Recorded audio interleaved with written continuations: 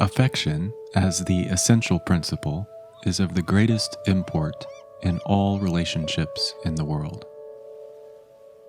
For the union of heaven and earth is the origin of the whole of nature. Among human beings, likewise, spontaneous affection is the all-inclusive principle of union.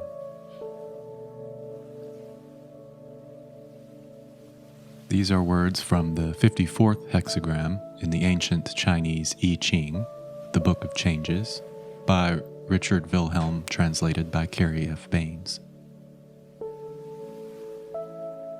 I appreciate this idea of affection among human beings, regardless of birth, rank, or social status.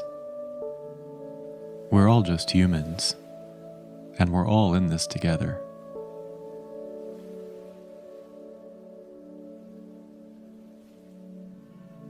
The 54th hexagram is the energy of the Marrying Maiden, who, from humble beginnings, rises through the ranks of society to become a wife of the emperor. The original text refers to different relationships and relationship dynamics in society, and it makes suggestions for how one may effectively navigate relationships to achieve one's goals, desires, and aspirations for life. In the human design synthesis, the energy of this 54th hexagram is codified beautifully through 6 lines of interaction, both in mundane social contexts, but also in one's mystical and cosmic relationships. I'd like to share each of the 6 lines with you here to give you a sense of how the energy evolves from line 1 to line 6.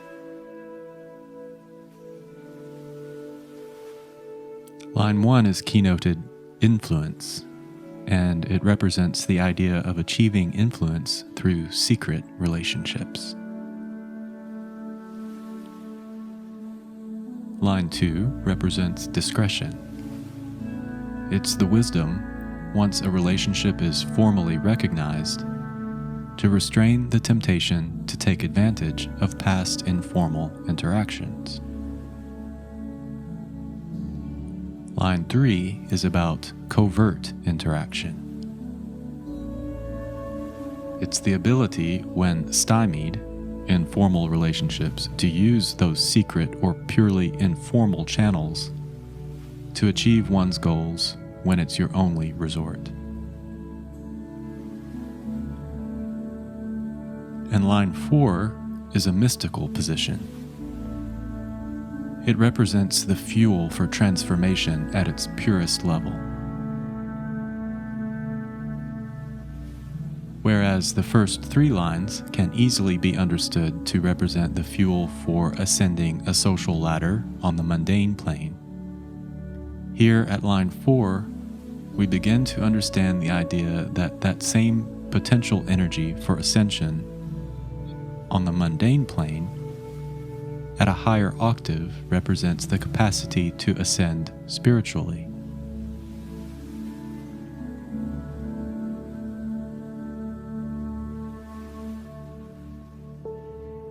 Line 5 represents magnanimity. Being magnanimous is about generosity and forgiveness, especially towards someone of lower rank or less powerful than you. It's the energy for actualizing that, despite the power, fuels fruitful relationships with everyone. And finally, line 6 represents the ingrained responsibility toward mutual benefit, the benefit of all.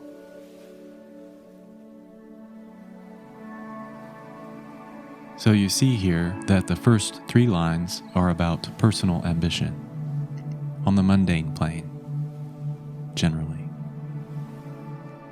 Lines 4 through 6 refer to transpersonal and even cosmic relationships. When understood together, all 6 lines potentially tell the story of one's ascension on both the mundane and spiritual planes.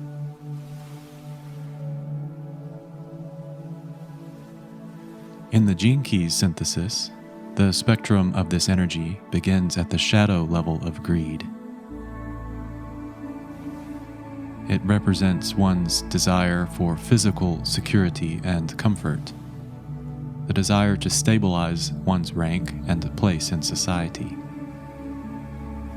But across the span of lifetimes, this greed for material wealth and success evolves into an aspiration for something more, something higher. The idea here is that material success and wealth cannot actually bring us the ultimate sense of satisfaction and fulfillment that we're looking for. Eventually, instead of finding satisfaction by increasing our rank and accumulating more wealth on the external material plane, we start directing our attention inward and seeking fulfillment on the spiritual plane.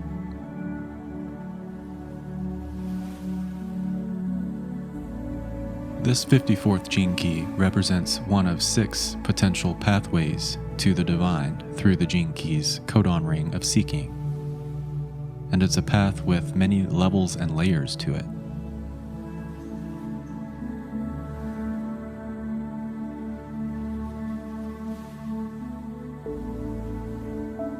One characteristic that distinguishes it from some of the other paths is that it carries with it the potential to realize the mystical in the mundane, the potential to find the spirit in the matter.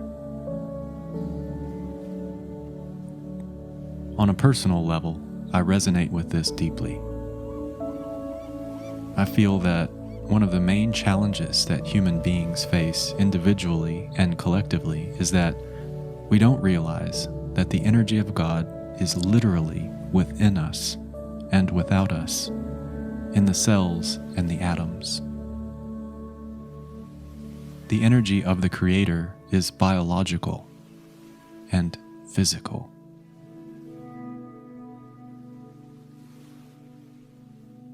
It's right here, and it has been here all the while as we've been searching for it up in the clouds. The only way that we can separate ourselves from this energy of the source is through our consciousness. We can deny the divine because we've been given the will and the capacity to do so. But I believe that each soul is on an evolutionary trajectory from this sense of separation back to the realization of our divine oneness and unity. And this 54th hexagram of ascension represents just one of those paths that a soul can take on their journey.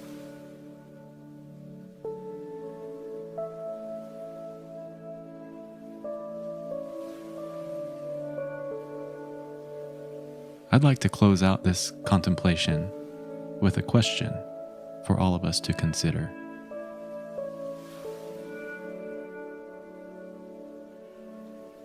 If you fully realized that the energy of the divine is made manifest as you, right here, right now, in these mundane moments of life, what would you aspire to do, or be, or have, or to become?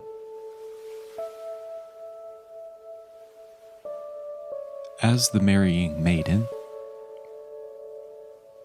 what would you yoke your life force to?